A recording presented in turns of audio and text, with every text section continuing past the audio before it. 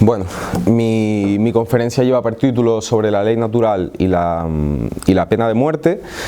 Me gustaría empezar citando el Génesis 9:6. El que derramare sangre de hombre, por el hombre su sangre ha de ser derramada, pues el hombre es hecho a imagen de Dios. Claro, muchos libertarios, los anarquistas, han reflexionado acerca de la pena de muerte, porque en principio no es una posición clara. Uno puede oponerse a la legitimidad o a la justificación del Estado, uno puede creer en que la libertad es algo positivo y por lo que hay que luchar, pero eso, sin embargo, no nos dice nada acerca de una teoría del castigo, es decir, qué castigos son apropiados para alguien que comete crímenes, que hace males, que incumple las leyes, ¿no? Entonces, un poco esta conferencia va a tratar de eso, en este caso, pues a un castigo que yo creo que, en caso de aplicarse, es muy importante, que es la pena de muerte, porque básicamente es el castigo más duro o el peor castigo, acabar con la vida de alguien, ¿no? Entonces la conferencia se va a estructurar. Yo voy a empezar hablando primero acerca de una serie de cuestiones acerca de la ley natural, y lo que voy a defender es que, en principio, la pena de muerte como castigo no es intrínsecamente mala, es decir, podría darse algún tipo de situación, podría darse algún tipo de crimen, alguien podría cometer alguna clase de mal que mereciera la pena de muerte. Y en la segunda parte de la conferencia voy a hablar sobre cuestiones de ética aplicada en relación a la pena de muerte. Voy a tratar unas cuantas, y la posición que yo voy a defender ahí es que en la práctica, en los contextos actuales de las sociedades occidentales de hoy en día, sería muy difícil justificar la aplicación práctica de la pena de muerte. Entonces, que en principio es algo que podría llevarse a cabo, pero que sin embargo es muy difícil de justificar moralmente a día de hoy en nuestras sociedades. ¿Qué es la ley natural? La ley natural es una serie de obligaciones morales que tenemos todos los hombres y que podemos descubrir mediante la razón. Es decir, no es una convención, sino que es algo que está en la propia naturaleza de las cosas. Hay tres tesis metafísicas que se tienen que aceptar para aceptar la ley natural, o que están, digamos, ligadas o que viven en una coherencia con la ley natural. Por un lado está el intelectualismo, en contraposición con el voluntarismo. El intelectualismo lo que dice es, no en un sentido normativo, sino en un sentido puramente descriptivo, que el intelecto va antes de la voluntad. Es decir, primero yo abstraigo la esencia de las cosas, primero yo abstraigo el bien o el mal de algo, y luego actúo. Es decir, mi voluntad siempre va después del intelecto. Por ejemplo, yo primero pienso, voy a coger este bolígrafo, y luego actúo, o sea, mi voluntad sigue a ese pensamiento y cojo el bolígrafo. Y esto es fundamental para la ley natural, en el sentido de que la razón es capaz de captar las esencias de las cosas, es capaz de captar lo que es bueno y lo que es malo en la naturaleza, para luego que la voluntad vaya acorde a esa ley natural. En ese sentido también hay que aceptar el esencialismo, es decir, que las cosas tienen una esencia, tienen propiedades esenciales sin las cuales no podrían existir. Por ejemplo, que un triángulo tenga tres lados, esa es una propiedad esencial del triángulo. Si el triángulo dejase de tener uno de los lados, pues dejaría inmediatamente de ser un triángulo. Y por último, la teleología, es decir, que en la naturaleza, y debido precisamente a la esencia de las cosas, la naturaleza de las cosas está enfocada a fines, apuntan hacia algo, ya sea la naturaleza de un árbol, la naturaleza de un triángulo, o la naturaleza de una persona. En este sentido, la ley natural no diferencia entre lo descriptivo y lo normativo, no distingue entre, digamos, valoraciones naturales y valoraciones morales. Para seguir con el ejemplo del triángulo, la idea de triángulo es un triángulo perfecto. Sin embargo, cualquier triángulo que yo dibuje aquí ahora en el papel va a tener una serie de imperfecciones. No va a tener exactamente los 180 grados, puede que tenga, o sea, una línea que se sale un poco hacia un lado, cualquier cosa por el estilo. Entonces, de manera descriptiva, se puede decir que el triángulo que yo acabo de dibujar es peor que otro triángulo más perfecto, que yo, por ejemplo, pueda dibujar con escuadra y cartabón. Y siempre y ninguno que yo pueda hacer en la práctica va a ser igual de perfecto que la idea de triángulo que yo tengo en la mente. Entonces, pues podemos discernir que hay mejores triángulos y peores triángulos en ese sentido. Lo mismo con un árbol que da frutos.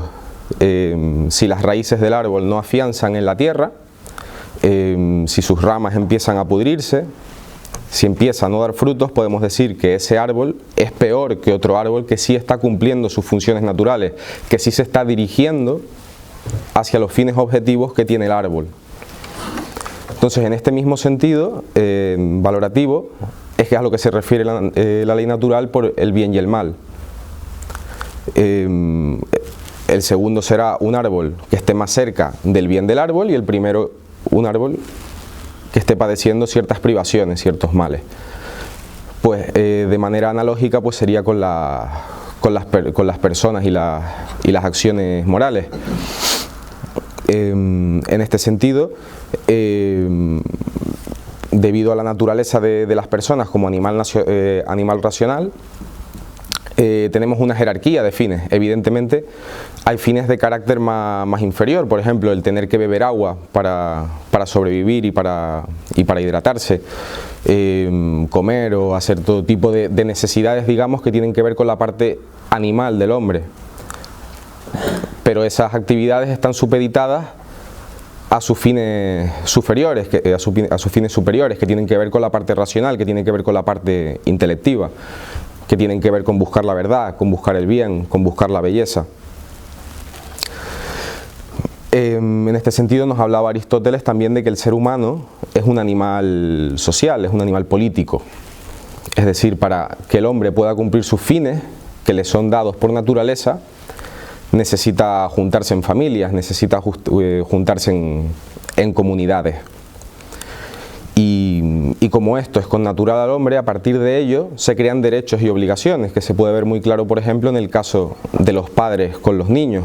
Está en el fin del hombre, digamos, el perpetuar la especie, el engendrar niños. Por lo tanto, el padre va a tener una obligación con respecto al niño para adecuarse a su fin natural.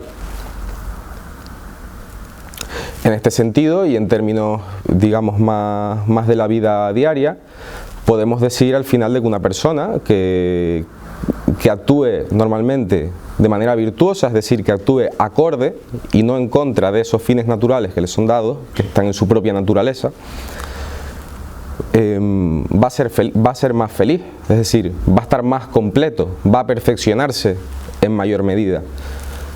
Mientras que quien actúa en contra de su propia naturaleza va a acabar siendo más infeliz, va a estar más privado de más cosas hacia las que está dirigido. Esto, sin embargo, es una generalización, esto sin embargo es en el largo plazo. Por eso Aristóteles, cuando habla sobre la ética de la virtud, habla que es una ética no de una acción puntual, concreta, sino es una ética que tiene en cuenta las acciones durante toda una vida, ¿no? Porque pueden haber pequeñas discrepancias, por así decirlo, pueden haber excepciones. Entonces, de lo que trata la justicia es de poner remedio a esas imperfecciones.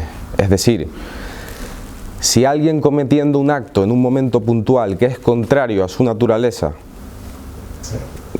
digamos, tiene una sensación placentera, le causa una felicidad que no sería verdadera, en el sentido de que no sería una felicidad a largo plazo que le va a completar y a perfeccionar a lo largo de su vida, pero que sí ha sentido placer en el momento puntual, o al contrario, alguien que ha sufrido por llevar a cabo acciones virtuosas, es decir, no va correlacionado necesariamente en todos los casos puntuales la virtud con la felicidad y el mal hacer con el sufrimiento. Eso solo es a lo largo de la vida, en el largo plazo. Entonces la justicia lo que trata es, en los actos concretos, puntuales, poner remedio a eso, y por eso la justicia, su objetivo fundamental es la retribución, es de implantar la justicia allá donde no la hay.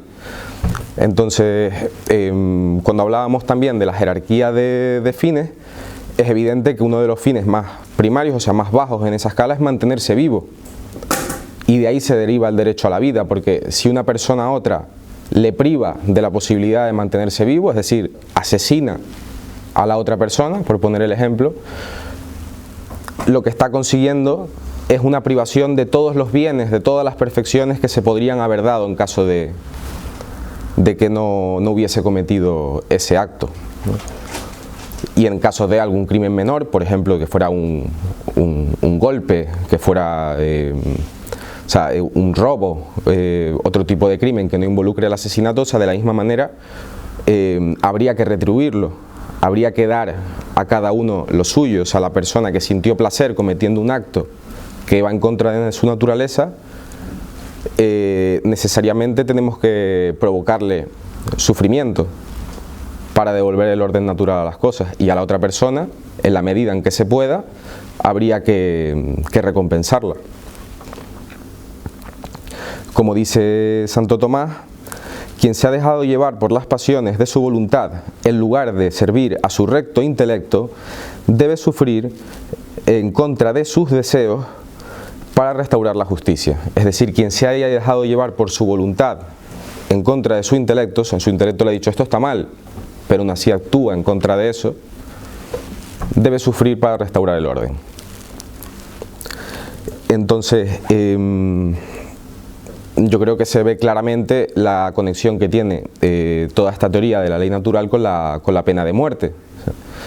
En este sentido, para terminar de defender que la ley natural implica que la pena de muerte puede ser necesariamente justa, voy a dar un argumento que da Edward Feser en su libro By Man Shall His Blood Be Shed, haciendo referencia al versículo de la Biblia con el que habíamos comenzado. Y Feser lo que argumenta es, primero, en su primer paso, es que los que hacen el mal merecen castigo, que es lo que hemos venido hablando hasta ahora. En el segundo paso de su argumento, Feser dice que cuanto más grave es el mal, más severo ha de ser el castigo. Y esto es simplemente aplicar el principio de proporcionalidad, que además se puede justificar en el sentido metafísico por, como hablábamos antes, de devolver al orden natural su orden, valga la redundancia. El tercer paso, algunos crímenes son tan graves que ningún castigo inferior a la muerte es proporcional. Yo no creo que haga falta que empiece a describirles algún tipo de crimen en el que poco a poco todos los que estén en la sala vayan levantando la mano para decir que estén de acuerdo en que ese crimen merece la muerte. Prefiero no ser desagradable. Y el último paso, por tanto, algunos actos malos merecen ser castigados con la muerte. Otro argumento diferente, más contemporáneo, digamos, aplicando nociones de la filosofía analítica a la ley natural, lo da David Oderberg, y su argumento viene a ser que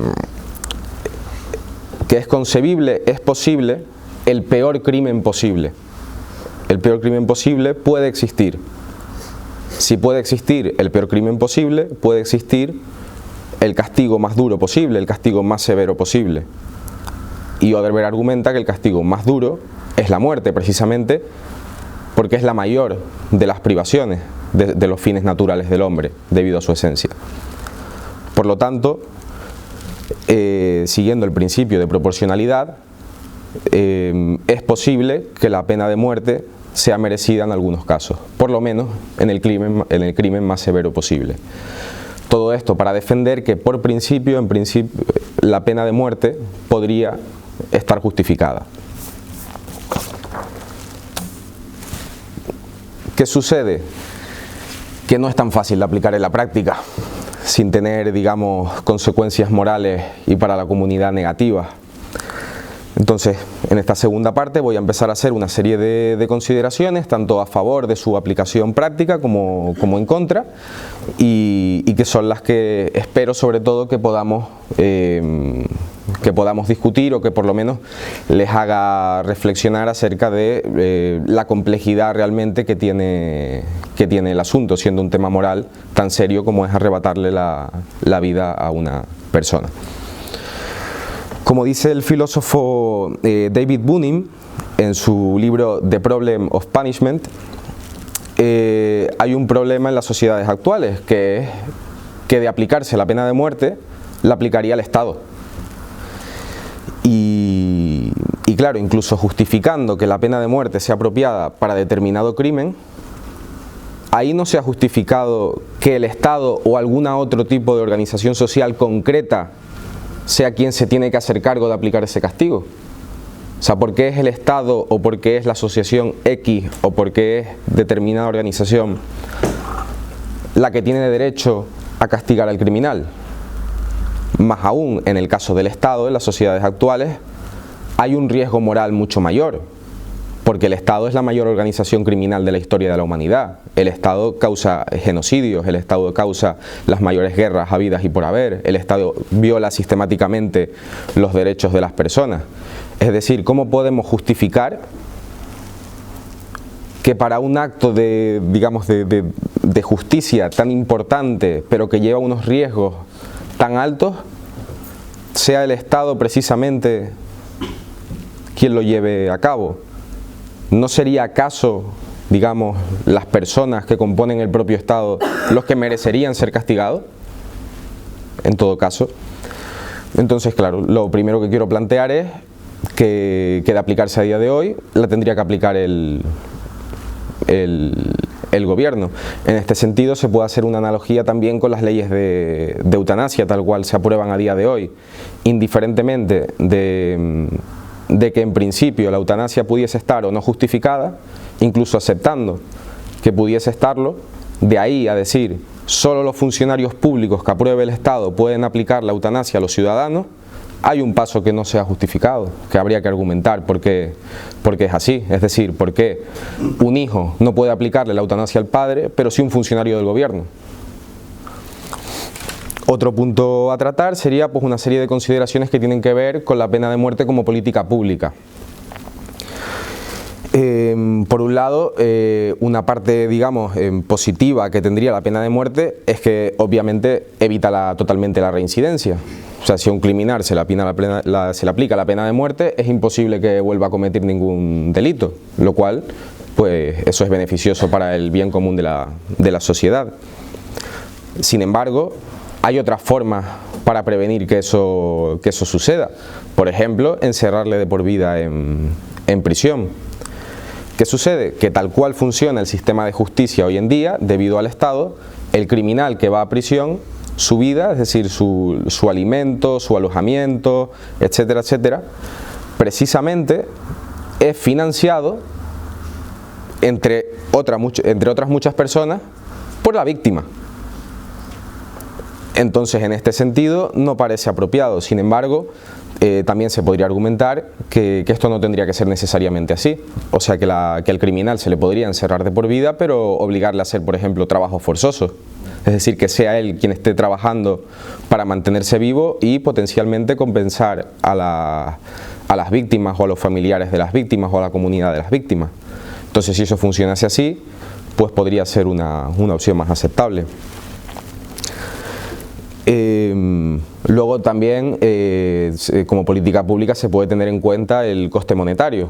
O sea, en este sentido, pues también es mucho más barato, en principio, parece, matar a un criminal que subvencionarle la vida en prisión toda su vida. Sin embargo, ya habíamos dicho que eso es potencialmente solucionable.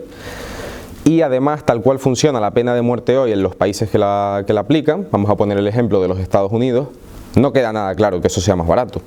Primero porque la pena de muerte no se aplica de forma inmediata o de forma pronta, sino que igual pasan 15, 20, 30 años antes de que la apliquen, con lo cual también le está financiando la vida en prisión. Y luego todo el tipo de gastos, digamos, en juicios, en apelaciones, en abogados, etcétera, etcétera. O sea, no queda claro que tal cual se aplique hoy en día la pena de muerte reduzca el coste, digamos, financiero para la sociedad. Luego, como hay un filósofo que a raíz de estudiarlo se llama William Bailey, y en su libro Murder and Death Penalty estudia todo tipo de datos empíricos para concluir que no hay pruebas para afirmar que la pena de muerte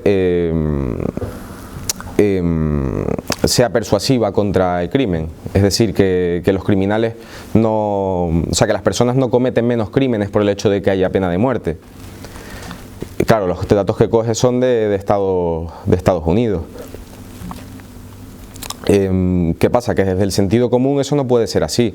Evidentemente, si solo se ejecuta por el mismo crimen, además, a uno de cada 30.000 criminales que lo cometen, y además es 20 años después de apelaciones, tal y cual, pues probablemente no sea una medida muy disuasoria.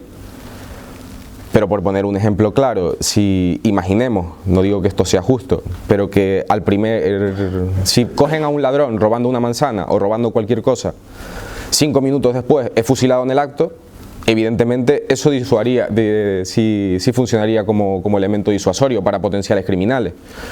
Entonces yo veo que esto más es más un defecto de cómo se aplica actualmente en los Estados Unidos en concreto, que de la pena de muerte en sí. Es evidente que cuanto más severo sea el castigo y cuantas más probabilidades tengan de que te pillen cometiendo el delito, más se disuade el crimen. Es una cuestión de incentivos básica. Además de esto, no solo es importante la disuasión, sino como explica Joel Feinberg en su artículo The Expressive Function of Punishment, la función expresiva del castigo, cuando una comunidad castiga a alguien que ha hecho algo malo, castiga a un criminal, no necesariamente con la pena de muerte, sino con cualquier tipo de castigo, y además este castigo se hace público, se hace públicamente, las personas tienen acceso dentro de esa comunidad a ver el castigo, a saber del castigo, a participar en el castigo. Esto puede ser positivo para el mantenimiento de esta comunidad, o de esta civilización, o de esta sociedad, o lo que fuera, porque lo que tiene el castigo en ese sentido es una función expresiva. Lo que está expresando es que los miembros de la comunidad no aceptamos este tipo de comportamiento.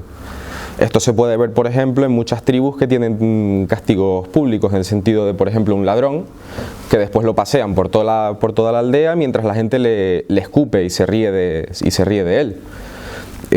Esto tiene precisamente esta función expresiva de demostrar estamos todos juntos aquí en la aldea, demostrando nuestra preferencia, demostrando nuestra convicción de que no aprobamos este comportamiento.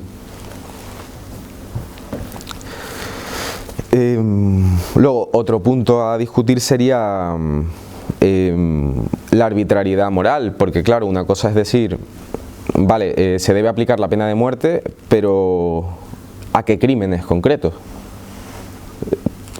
¿Al asesinato? ¿A todos los asesinatos? ¿A determinados crímenes sexuales también? ¿Por qué? ¿A un ladrón? ¿A un drogadicto? Es decir, ¿qué tipo de malas conductas o qué tipo de crímenes merecen o no merecen la pena de muerte? ¿Y en qué casos, en qué circunstancias? ¿Importa la intención de la persona que comete el crimen para aplicar o no la pena de muerte? ¿Importa que se arrepienta posteriormente o no? Pues todo esto habría que discutirlo, y lo que vemos es que a lo largo de la historia y en la actualidad, o sea, siempre que se ha aplicado la pena de muerte, estos criterios han cambiado. Hay sociedades que las han aplicado precisamente por robar una manzana. Hay otras sociedades que poco menos pues tienes que ser un asesino en serie para que se considere mínimamente el aplicártela. Entonces pues todos estos problemas ya de ética aplicada, que van más allá de lo que nos dice la ley natural, también habría que discutirlos, porque si no podríamos cometer el error de realizar un castigo, o sea, de proporcionarle un castigo a un criminal mayor del que merece. O sea, por lo tanto, si yo castigo a otra persona más de lo que se merece por el mal que ha hecho, ahora soy yo el que estoy haciendo mal. Es más, en este sentido, la visión de la carga de la prueba ha cambiado. Por eso la carga de la prueba en principio no era para proteger al delincuente, era para proteger al que juzgaba de la condenación de su alma. O sea, precisamente había que tener un estándar de evidencia muy alto para juzgar a una persona, para condenarla, porque si no, el que juzga sería el que está yendo o sea, sería el que estuviese cometiendo realmente el crimen, el que estaría actuando en contra de su naturaleza y podría condenar su alma. Entonces, claro, todo este tipo de cosas pues habría que tenerlas en cuenta. Se podría decir, bueno, si determinamos, por ejemplo, que fuesen solo los asesinos, ahí entramos en el problema del error de juicio.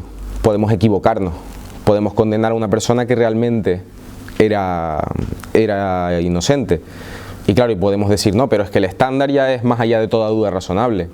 Pero aunque el estándar es ese, y por si no lo sabían, o sea, normalmente siempre ha sido ese, o sea, las sociedades normalmente no lanzan una moneda al aire o tal, sino todos los casos que han habido de personas ejecutadas que luego se han demostrado inocentes, el estándar que se aplicaba era más allá de toda duda razonable, y aún así se cometió el error. Es más, tenemos ejemplos hoy en día, por ejemplo en España, de que hay un montón de juicios que se llevan a cabo sin ese criterio. Todo el tema, por ejemplo, de las leyes de violencia de género es el caso más conocido, o sea, de que se revierte la carga de la prueba. Entonces, pues tendríamos que tener mucho cuidado con ese tipo de estándar de evidencia. Una forma de solucionarlo sería decir, pues solo se la aplicamos a reincidentes. Pero claro, precisamente una de las virtudes que tenía la pena de muerte en primer lugar era evitar la reincidencia. Entonces, ¿hasta qué punto compensa o no compensa? Luego está el tema, ¿qué es más importante? ¿Matar al culpable o salvar al inocente?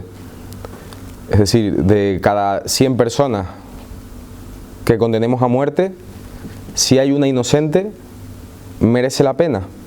No merece la pena. Una de cada 10, una de cada 1000, una de cada millón, ¿dónde ponemos el límite? Según Stephen Nathanson, en su libro An Eye for an Eye, él habla de que este tipo de posición realmente solo la podría defender un consecuencialista, un utilitarista, pero que cualquier persona que su ética sea deontológica o que crea, por ejemplo, que el hombre está hecho a imagen y semejanza de Dios, no podría en ningún caso juzgar con la pena de muerte a alguien por la duda práctica de si realmente es inocente. Luego también podemos hacer la consideración si de lo que hemos estado hablando hasta aquí quizás estoy probando demasiado, porque si por un miedo, digamos, a error de juicio no podemos castigar con la pena de muerte, también puedo tener un error de juicio con una cadena perpetua o con una condena a 5 años o con cualquier otro tipo de castigo. Sin embargo, existe lo que se llama el principio del remedio, el principio de compensación. En principio, un castigo de prisión, si después se demuestra que la persona era inocente, la persona puede ser liberada y se le puede tratar de recompensar de alguna forma. Nunca va a recuperar los años perdidos, pero algo se puede hacer, algo se puede tratar de compensar. Sin embargo, con la pena de muerte no, si después nos damos cuenta que es inocente no podemos hacer nada, hemos cometido un mal moral gravísimo sobre el que no nos queda otro que arrepentirnos, porque no podemos ya remediar la situación. Louis Pugman, en su artículo Death Penalty for and Against, habla de que si se acepta esto, tendríamos se seguiría también que no se pueden aplicar castigos, por ejemplo, como amputaciones, es decir, no se le puede cortar la mano al ladrón, porque la mano efectivamente no se le puede devolver. Sin embargo, a mí esta consecuencia me parece razonable, o sea, si se acepta el argumento, o sea, lo único que implicaría es que todo tipo de castigos, que además a día de hoy consideramos como bárbaros, o salvajes incluso, cosas así, pues simplemente pues serían efectivamente inmorales, con lo cual a mí esta consecuencia no me parece especialmente indeseada. Luego a mí lo que sí me parece importante es el tema que, volviendo a lo que hablábamos antes, de la capacidad para recluir. Quizás en una sociedad, por ejemplo en algunas sociedades de la Edad Media, donde se podía aplicar la pena de muerte, no tenían los recursos económicos, no tenían suficiente riqueza como para poder permitirse encerrar a una persona durante toda su vida. Entonces, por motivos, ahí podríamos decir que por motivos prudenciales, si esa persona ha cometido un acto tan terrible que merezca la pena de muerte, para que no lo vuelva a cometer, sería justificado aplicarla. Sin embargo, yo creo que hoy en día es lo contrario. Por motivos prudenciales, como sí tenemos los medios para encerrar a esa persona, para alejarla de nosotros, para prevenir de que nos pueda causar un mal mayor, para que pueda causarnos otros males, que por prudencia no deberíamos ejecutarla. Y esa es un poco la posición principal que yo defiendo. Yo creo que es el argumento más fuerte para estar en contra de la aplicación práctica de la pena de muerte, por lo menos en países con un cierto nivel de riqueza que permitiese sin demasiado esfuerzo recluir a los criminales. Un tema interesante es el tema de los médicos, el tema de la inyección letal y este tipo de cosas. Es decir, ¿deben los médicos involucrarse en la aplicación de la pena de muerte, en la investigación de cualquier tipo de aparato o droga para aplicarla, o en la propia acción de inyectársela, por ejemplo, al condenado? Mi respuesta a esto, lo que voy a argumentar es que no, que los médicos moralmente tienen la obligación de no participar en este tipo de actividades. ¿Por qué? Precisamente por la misma razón de que un futbolista tiene la obligación de no meterse un gol en propia puerta. Es decir, por la propia naturaleza de la actividad de la medicina y por el propio juramento que realizan los médicos cuando comienzan a ejercer la actividad, el fin del médico es curar a la gente, es salvar a la gente. Entonces, el médico, a diferencia de otra persona, o sea, a diferencia de un verdugo, cuyo fin es ejecutar a la gente, o una persona que no sea ni verdugo ni médico, digamos, que no tiene un fin concreto, por lo menos, al respecto de esto, el médico estaría actuando contra su propia profesión, contra sus propios juramentos, contra sus propios principios. Para poner un caso que no sea tan tonto como el del futbolista y que tenga más que ver con cuestiones de vida o muerte, imaginemos una aldea donde hay una sociedad, digamos, donde hay personas cuya función es ser guerreros y proteger de una invasión externa. Es decir, si hay grupos extranjeros que invaden, su función dentro de la sociedad es defender a sus familias y a su comunidad. Igual, si frente a esta situación un ganadero lo que hace es huir, escapar, correr, podríamos decir, igual no está actuando, podría ser de la forma más virtuosa, pero él no tiene ninguna obligación de ponerse a matar gente y a defender eso, o por lo menos no tiene una obligación tan fuerte. Sin embargo, si es el guerrero el que frente a la invasión sale corriendo, está actuando contra su propio fin como guerrero. Este caso sería exactamente equivalente al del médico. ¿Qué pasa? Que en este caso también tendría, digamos, vinculaciones con el tema de la eutanasia. Porque si se está aceptando este argumento, lo que implicaría es que ningún médico podría practicar la eutanasia, porque iría en contra de ese mismo fin. Esto no quiere decir, porque no es el tema de la conferencia, que la eutanasia sea injustificada en todos los casos. Podría ser, por ejemplo, de que un familiar pudiese estar justificado, pero en ningún caso ya no un funcionario, como hablábamos antes, sino ni siquiera un médico. Entonces a mí este argumento me parece convincente. Otro tema interesante con el tema de la pena de muerte es la venganza. O sea, muchos defensores de la pena de muerte actualmente se refieren a la misma como venganza legalizada. Hoy en día quizás la venganza tiene una connotación pues bastante negativa y tal. Yo lo que defiendo es que la venganza, bien entendida, bajo ciertas condiciones, bajo ciertos presupuestos, es una virtud. Es decir, una persona a cuyo, por ejemplo, un padre de familia que han asesinado a su mujer y a sus hijas, o sea, que en el momento en el que eso sucede, él no piense, voy a llamar a una serie de burócratas para ver si detienen a este criminal que está allí y vamos a ir a un juicio donde podemos ganar y perder porque hay que poner pruebas, sino si en ese momento lo que él piensa, voy a hacer justicia y voy a defender a mi familia y voy a ir a cargarme al tipo, no está haciendo un cálculo de coste-beneficio, ni está, o sea, ese tipo de venganza, mientras, por ejemplo, además, una vez cometa el acto de venganza, esté dispuesto también a asumir la responsabilidad que corresponde a la comunidad, o sea, puede llegar a ser virtuosa. O sea, es decir, hay muchos virtuosismos que pueden ir ligados a actos de venganza. ¿Qué pasa? Que cualquier, digamos, propiedad virtuosa que se le pueda adjudicar no está presente en la pena de muerte a día de hoy, tal cual se pone en práctica.